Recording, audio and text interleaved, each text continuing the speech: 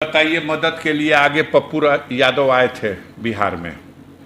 उन्होंने भारतीय जनता पार्टी के एक एमपी के कार्यालय से 50 ढक के रखी गई एम्बुलेंस से पर्दा हटा दिया। हाय हाय, इस गुनाह में बेचारा आज जेल चला गया। ये सरकार और इसमें बैठे हुए इनके मुखिया ये इतने बेशरम लोग हैं। हमने आज तक एक ही बात सुनी थी और देखी थी कि आपदा की घड़ी में एक दूसरे के बैरी भी एक दूसरे को क्षति नहीं पहुंचाते।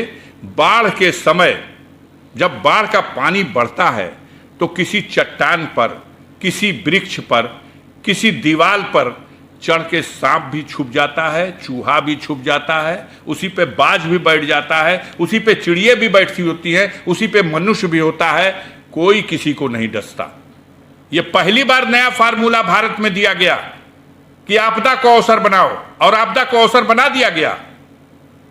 दिल्ली के तिहाड़ जेल में बंद पूर्व सांसद शहाबुद्दीन साहब को कोरोना के नाम पर और भेज करके हॉस्पिटल में और इस तरह से व्यवस्था दी गई कि वो चले गए।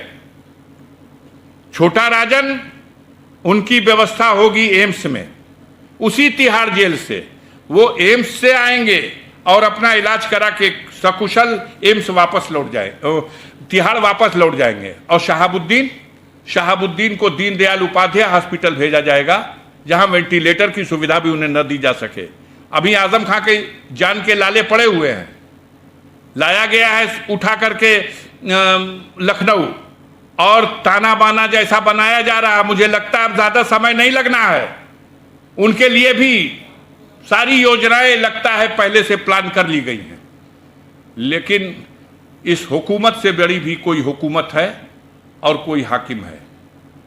इन पापों का हिसाब जो दुनिया में लोग अभी नहीं ले पा रहे हैं, उसका हिसाब वो लेगा।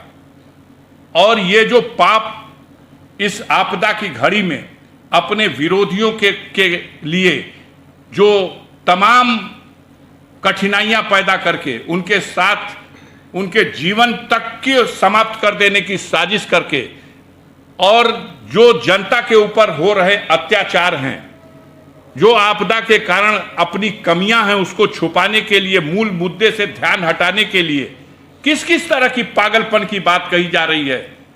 जहां छुट्टा मवेशी रखे जाएंगे वहां थर्मामीटर रखा जाएगा कि उनका ऑक्सीजन नापा जाए, उनका स्वास्थ्य चेक किया जाए।